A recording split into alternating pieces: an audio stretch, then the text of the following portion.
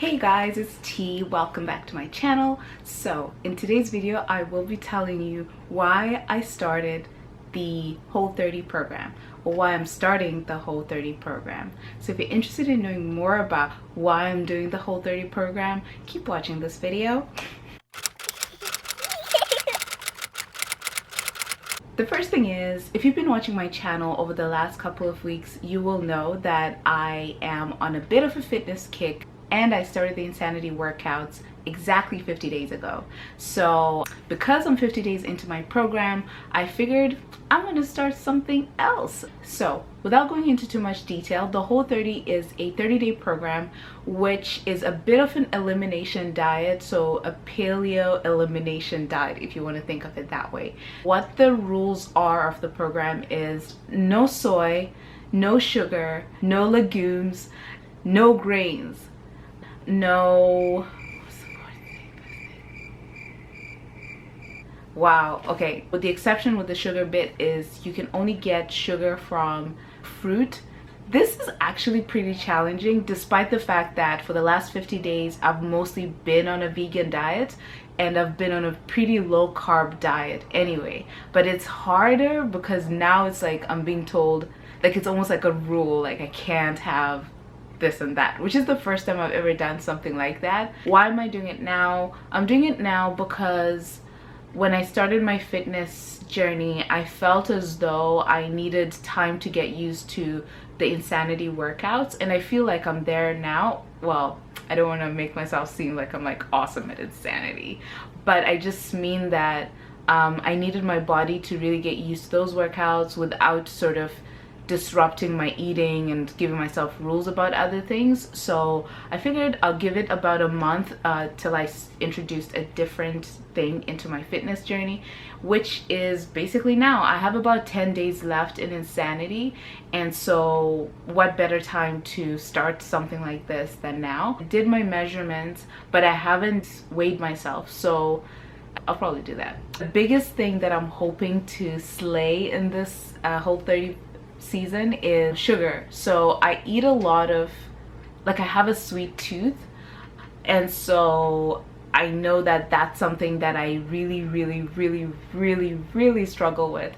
And I'm hoping, I mean, yes, there's a weight loss thing that I hope for, everybody does, but then I'm really more than that hoping that I curb my sugar habit.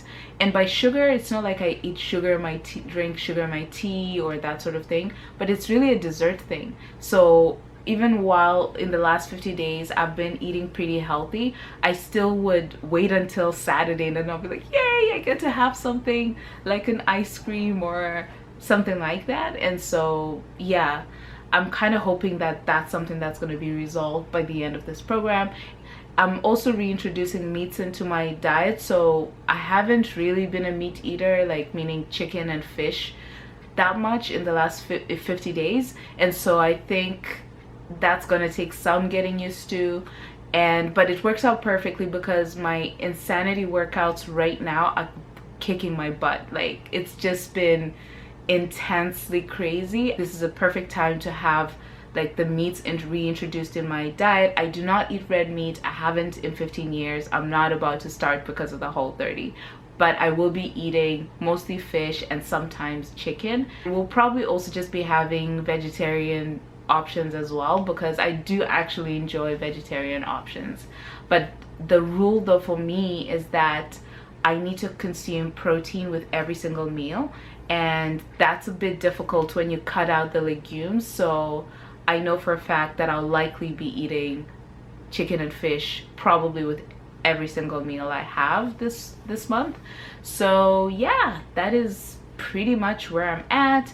The other thing I'm hoping for is to actually stop snacking. So I like the idea of just eating 3 meals a day and not really snacking mid-morning, mid-afternoon, late nighttime, and that sort of thing. I want to get more disciplined with the way I eat my meals. And then the other thing that's interesting on the Whole30 is you're not allowed to make foods that resemble other foods. So like you can't make a pizza crust, or at least they discourage you to do something like that, making pizza crust or like making ice creams that are not really ice cream or whatever. Like, they're trying to get you to actually rebuild your relationship with food and the way you think about it. So I think that's gonna be really hard, because I'm pretty known for crafting or renovating recipes that way.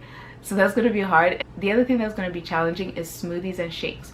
On the Whole30, you're not actually allowed to, or you're discouraged from consuming smoothies and shakes. And this actually gave me a little bit of anxiety, because I was like, okay, so what do I have for breakfast? I don't eat eggs, so what am I supposed to eat for breakfast? And yeah, so that's going to be interesting. I probably will do a smoothie. It's not against the rules, just as long as you use stuff that's on the approved list, meaning things that are not in those 5 groups that I talked about. But essentially, you're not supposed to, they don't want you to drink your food. They want you to actually chew and enjoy and eat your food. So anyway, I don't know how that's gonna go. Since it's not really against the Whole30, I might actually just consume my smoothies and shakes, because I don't see myself eating meat for breakfast every day. Like, that seems really gross and unnecessary. But anyway, you never know, might become a little, you know, meat lover. I'm just gonna see how it goes, and I will be posting my daily meals as I've always been posting on my sort of fitness food diary account, which is going to be listed right here. I post every day. So for 30 days, this is what I'm going to be up to. If you guys have any questions about this, or if you've done the Whole30, please tell me how your experience was. But yeah, wish me luck, you guys. I really, really need it. No, seriously, I really do.